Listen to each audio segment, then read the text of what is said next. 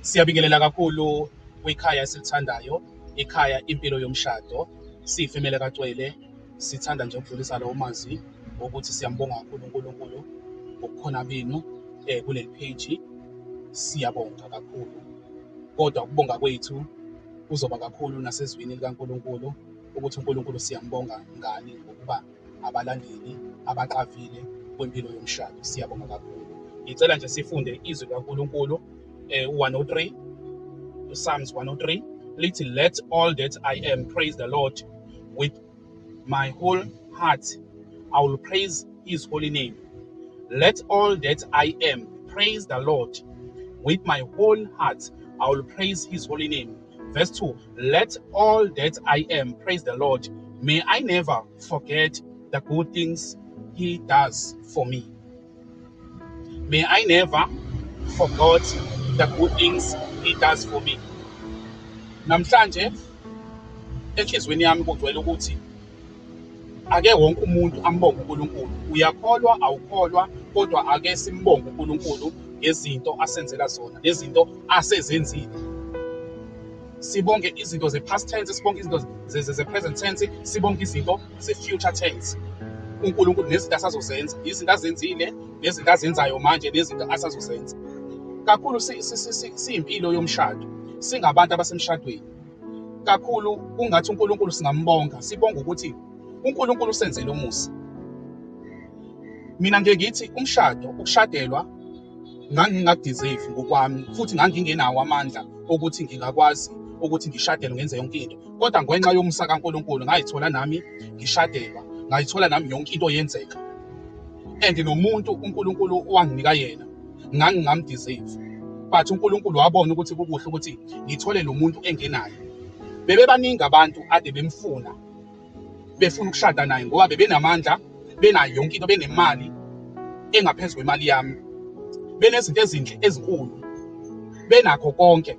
Kodwa uNkulunkulu wakhethela mina ukuthi ngishadelwe uyena lo nkosikazi enginayo. Kumele-ke ngimbonge uNkulunkulu ngalokho, ukuthi uNkulunkulu ngiyabonga ukuthi into ongenzele yona bengingayideserve.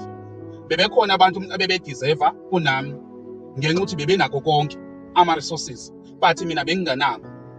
Ngibonga uNkulunkulu ukuthi Nkosi, ngishadelwe ekhaya noma ngathiwa sinakho konke, kodwa lokho esinakho kuyasanelisa. Kufanele sihambe simbonge uNkulunkulu ukuthi kunabantu abanye bebefanele ukuthi ngabe sebesemzini yabo, kodwa abekho emzini yabo, kodwa wena usemzini wakho.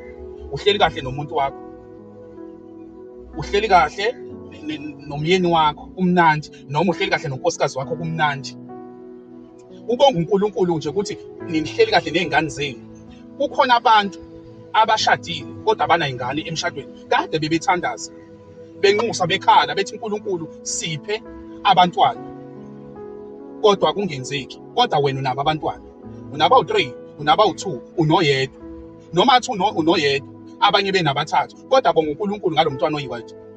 Sibonga uNkulunkulu ukuthi abanye bethu bayasebenza, noma besebenza imisebenzi engatheni, engasho lutho, kodwa bayasebenza, bayakwazi ukubeka isinkwa etafuleni. Mbonge uNkulunkulu ngalokho. Bonga uNkulunkulu ukuthi noma ungangabi nayo imoto, kodwa unayo imali yokugibela itaxi uye la ufanele uye khona.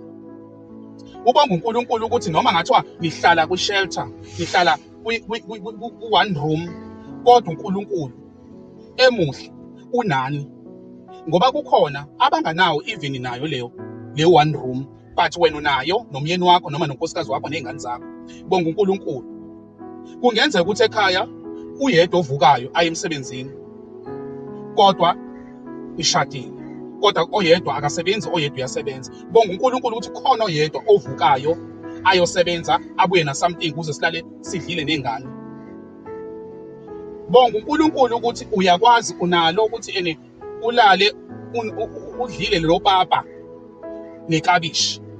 Kunabantu abakhalela lona leyo mpuphu nje yokwenza ipapa, abanayo even ishebo.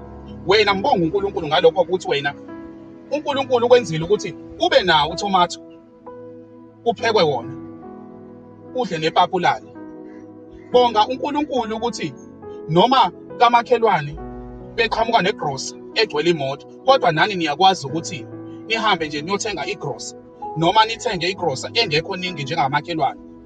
Ngibonga uNkulunkulu ngalokho. Bonga uNkulunkulu ukuthi nangoba izinto ziyenzeka, akusetshenzwe ekhaya, akekho osebenzayo, nishadile, ubaba mhlawumbe uphelelwe umsebenzi noma umama uphelelwe umsebenzi, izinto azikho right, kodwa nisalala nidlile. Ngibonga uNkulunkulu ngalokho. Kufanele nimbonge uNkulunkulu ngalokho. Nibonge uNkulunkulu ngokuthi baba, siyabonga ukuthi noma ngabe kunjena, kodwa uthando lwethu sisathandana thina, lusekhona uthando, lusavutha futhi.